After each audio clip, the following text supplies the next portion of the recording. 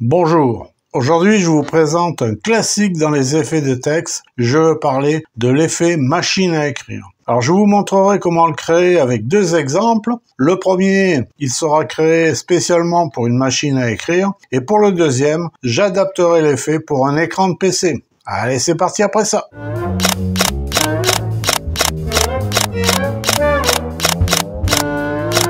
Alors d'abord, j'ai créé un projet effet machine à écrire.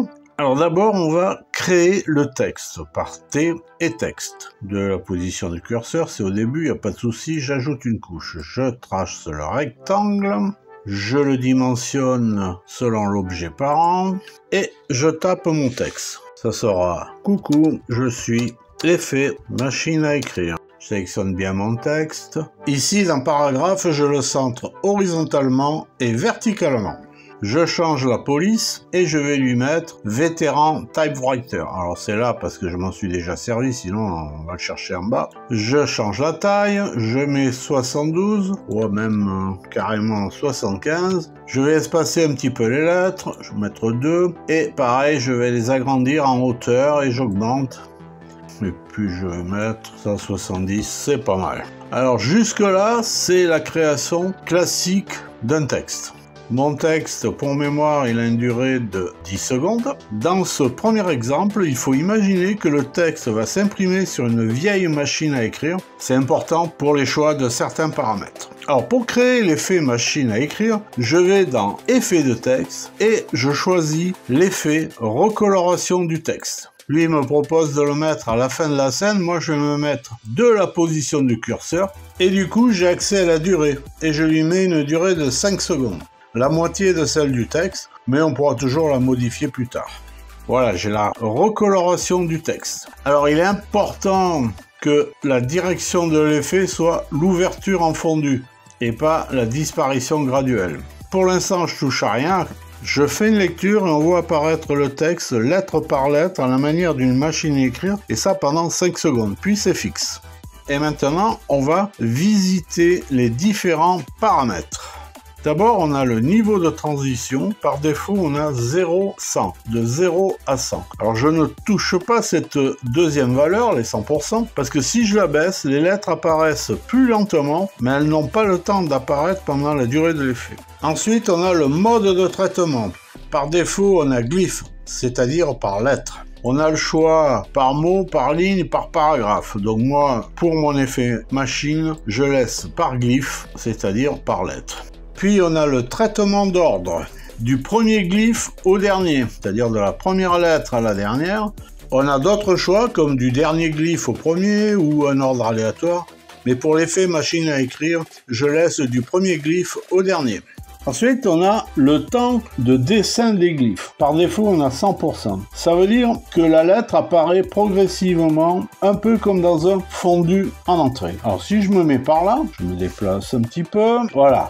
On voit le H ici qui est pas encore net. Si je me déplace image par image, petit à petit, il devient net. Alors, sur une machine à écrire, les lettres apparaissent franchement. Donc ici, je change la valeur et je mets 0%. Donc on verra que les lettres apparaissent maintenant franchement. Ensuite, on a affiché le curseur. Alors, comme je suis sur une machine à écrire, je vais laisser masquer le curseur. Je reviendrai sur ce paramètre un peu plus loin.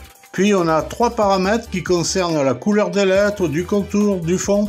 Par défaut, on a transformation alpha, mais on peut choisir transformation de la couleur. Toujours pareil, l'effet pour une vieille machine à écrire n'est pas concerné. Ensuite, on a s'appliquer à tous les glyphes. Là, je laisse vrai. Et pour finir, on a ignorer CR et LF. Par défaut, il y a faux. Alors CR c'est carriage return et LF c'est line feed, ce sont des touches qui faisaient passer à la ligne suivante sur les anciennes machines à écrire. Alors j'ai essayé, mais bon c'est sans effet, donc ici je ne touche à rien, je laisse false. Voilà, maintenant si vous voulez vous amuser à modifier tous ces paramètres, vous pourrez créer d'autres effets de texte, mais pour l'effet machine à écrire, certains sont inutiles. Je reviens au début, je fais une lecture. Et voilà, c'est beaucoup plus net. Alors, pour finir, on peut ajouter un bruitage comme un son de touche de machine à écrire. Je me mets sur la scène 0, Alors je vais ajouter un bruitage, pour ça je fais insérer un audio. Je choisis le fichier machine à écrire au cours.mp3.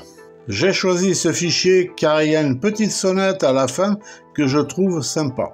Alors je fais ouvrir, de la position du curseur, j'ajoute une couche, impeccable. Et maintenant, on va faire une lecture. Et voilà, avec le bruitage, c'est beaucoup plus sympa. Et avec la petite sonnette à la fin. Dans cet exemple, mon texte n'a qu'une ligne, mais cela fonctionne aussi avec un texte avec plusieurs lignes, comme par exemple ce texte de ma vidéo sur les gorges de Dali, où j'ai également ajouté la synthèse vocale que j'ai créée avec Clipchamp. Voir mon tuto sur ce sujet. Les gorges de Dali ont été creusées par le Var dans des roches de couleur rouge lit de vin appelé pélite. Ce canyon de 6 km de long, dans le département des Alpes-Maritimes, a fait la réputation des lieux en tant que Colorado niçois. Voilà, maintenant on va voir comment on utilise le curseur. Alors je viens de créer l'effet pour une machine à écrire, mais cet effet s'applique aussi à l'écriture sur un écran de PC, d'où l'intérêt du curseur. Alors comme on est dans le vintage, je vais appliquer l'effet sur un écran d'un vieux PC, et c'est dans ce cas que je vais utiliser le curseur. Dans la scène 1, donc j'ai inséré la photo d'un écran de vieux PC. J'ai repris le texte du chapitre précédent que j'ai modifié et remis en forme. J'ai changé la police de caractère et je lui ai mis Helvetica, qui était la police utilisée à l'époque sur les ordinateurs IBM. Donc je vais revenir sur la coloration du texte, ici. Et comme je suis sur un écran, je peux remettre le temps de dessin des glyphes à 100%. Qui nous fera un léger fondu, comme on le voit ici. Je reviens au début, je fais une lecture. Voilà, c'est nickel. Mais pour que ça soit top, je vais ajouter le curseur. Ici, dans afficher le curseur, on a plusieurs choix de curseur. Je vais d'abord mettre standard. Voilà, j'ai mon curseur standard ici. Alors je vais essayer de le faire net. Voilà, il est net. Donc ici, j'ai mis le curseur standard qui est large. Je peux lui mettre un carré, je peux lui mettre un grand carré, je peux lui mettre un point, une ligne fine et un trait de soulignement. Bon, personnellement, je vais lui choisir la ligne fine, je trouve que ça fait plus joli. Si je clique sur le triangle ici, on a un délai de clignotement du curseur de 200 millisecondes. Alors, ce délai de clignotement, c'est un peu comme dans le dessin des glyphes, c'est un fondu à l'apparition du curseur. Donc si je reviens un petit peu en arrière, on voit que le curseur apparaît en fondu en entrée. Je vais laisser 200 millisecondes, mais si on veut que le curseur apparaisse franchement, ici on remplace les 200 millisecondes par 0 millisecondes. Mais bon, sur l'écran, c'est pas mal avec un petit fondu. Ensuite, on peut jouer sur la largeur du curseur et également sur sa hauteur. Bon, moi je vais tout laisser à 100%. Je fais une lecture et on voit notre curseur qui clignote à chaque apparition d'une lettre. Par contre, à la fin du défilement, le curseur disparaît, alors que sur un écran, le curseur est toujours présent et il clignote. Pour voir le curseur après le défilement, je vais le créer en utilisant l'objet rectangle. Je me mets ici de façon à voir le curseur de l'effet. Et j'insère le rectangle, donc à partir du curseur, et je dessine mon rectangle pour qu'il ressemble à peu près au curseur. Bon, je le dessine comme ça pour l'instant. Donc mon texte est blanc, donc je laisse la couleur du rectangle, donc de mon futur curseur, en blanc. Par contre, à crayon, je mets transparent, parce que là, c'est le contour, je veux pas de contour. Maintenant, il va falloir régler la taille et la position du rectangle pour qu'il soit exactement comme le curseur de l'effet. Alors pour cela, déjà, j'agrandis l'écran d'aperçu pour bien voir ce que je fais. Voilà. J'amène mon rectangle exactement sur le début de l'autre. Bon là, j'y suis arrivé du premier coup. Et je vais régler la largeur. Donc je vais prendre ma largeur ici. Et je vais la diminuer pour arriver à la largeur du curseur de l'effet. Ouais, c'est pas trop mal. Donc là, je suis à 8, je touche à rien. Alors ici, je vais également régler la position en hauteur. Je pourrais faire une chose, tiens, puisqu'on voit pas très bien. Je vais le mettre en rouge, comme ça. Voilà, le curseur de mon rectangle, on voit qu'il est plus bas que le curseur de l'effet. Donc je vais avec O remonter mon rectangle.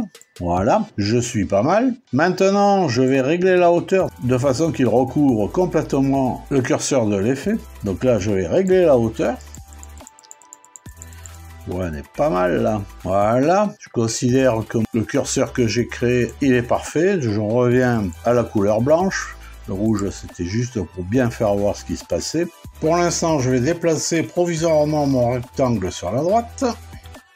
Maintenant, je sélectionne bien le curseur de la timeline et je le déplace avec les flèches de façon à voir le point. Et là, j'ai la dernière position du curseur de l'effet. Qu'est-ce que je fais? Je viens ici sur gauche et je baisse la valeur de façon à recouvrir le curseur de l'effet par mon rectangle. Je déplace mon rectangle sur le curseur. Je remets l'écran en position normale, c'est-à-dire aux alentours de 40%. Allez, 38, ça ira. Je me mets au début. Je fais une lecture. Mais là, à la fin, j'ai bien le curseur, mais il ne clignote pas. Ce qui est normal parce que pour l'instant, je n'ai fait que créer le curseur. Alors, pour réaliser le clignotement, je vais utiliser un effet qui va nécessiter d'avoir la version pro. Alors, si vous avez la version gratuite, vous pourrez réaliser l'effet, mais à l'exportation, le curseur restera fixe. Donc, pour faire clignoter le curseur, je vais ajouter au rectangle l'effet réglage de la transparence par effet vidéo, transparence, réglage de la transparence.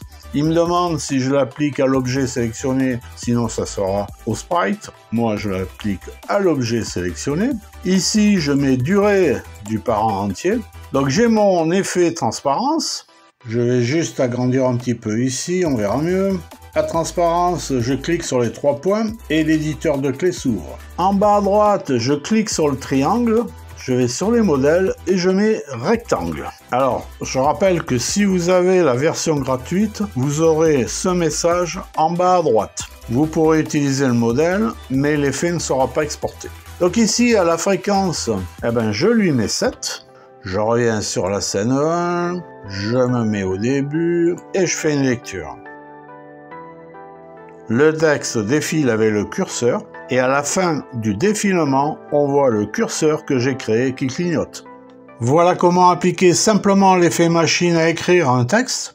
Je rappelle que ça se fait avec la version gratuite, sauf le clignotement du curseur à la fin qui nécessite la version pro. Merci d'avoir visionné cette vidéo jusqu'au bout, en espérant que cela vous donnera des idées pour agrémenter vos prochaines vidéos. Alors n'hésitez pas à commenter et mettre un pouce en l'air si vous avez aimé. À très bientôt, bye bye!